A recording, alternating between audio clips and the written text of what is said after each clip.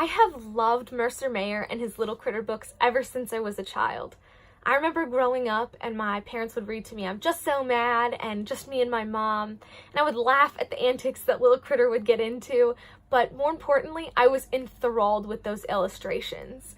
I'm an illustrator now, but I got my start at 7 or 8 years old at my parents' insistence that I illustrate the bedtime stories that my mom would tell me as a child. When I started illustrating, I went back to what I loved most about Mercer Mayer's drawings. I tried to add those little details and those funny little hidden quirks that created such an interesting world that I was so appreciative of when I read Mercer Mayer's Little Critter stories.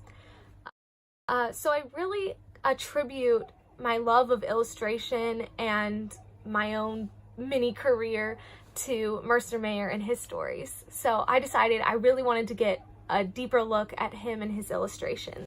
Since 1966, Mercer Mayer has illustrated over 300 books, a majority of which he has authored as well.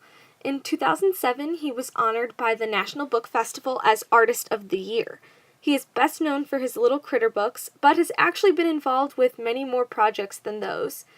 In 1967, he and his first wife worked together on A Boy, a Dog, and a Frog, which is actually heralded as one of the first wordless picture books.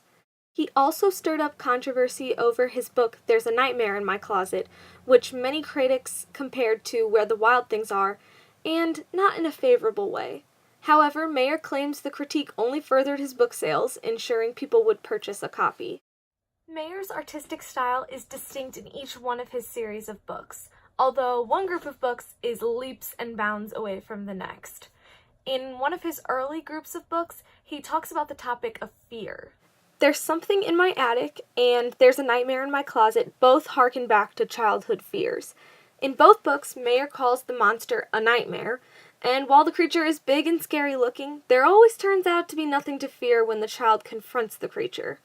Mayer's surprise twist can elicit a little smile and ease the fear of whatever nightmare may lurk in the dark and creepy places.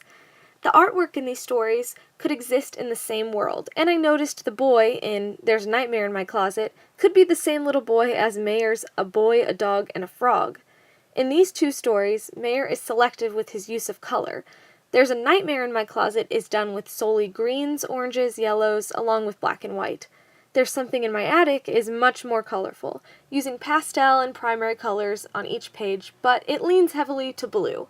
The pictures are done with fine lines, and the protagonists are clearly human characters. Mayer's Little Critter books are a series and exhibit the same characters and artistic style throughout. As many artists do, his characters definitely evolved over time. The subjects of his Little Critter books are the everyday life of children, told through the eyes of Little Critter, who is an unplaceable, although lovable furry critter. I Was So Mad draws on that frustration of a child who just keeps being told no.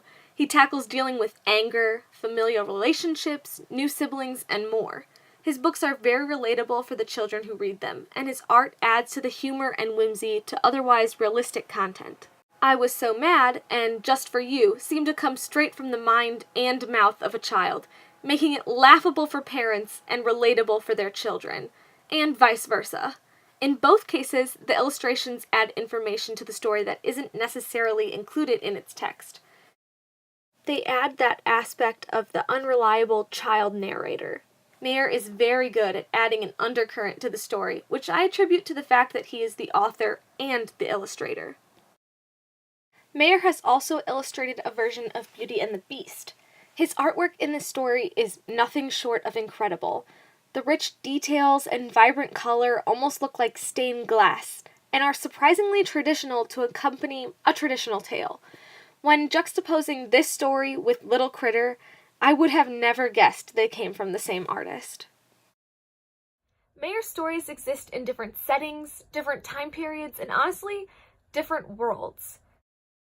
He seems to be a jack of all storytelling trades, and with over 300 publications, he has an impressive and diverse resume. For more information, Mayer has a website, littlecritter.com, with coloring pages, sing-alongs, and lots of fun activities for his youngest readers, as well as a bio and more information on his books and appearances. To supplement this kid-friendly site, he also has an art site, mercermayer.com, where he has posted his most popular artwork that is available for purchase. These websites are in need of some updating, but he's a great author and illustrator, so we'll forgive him.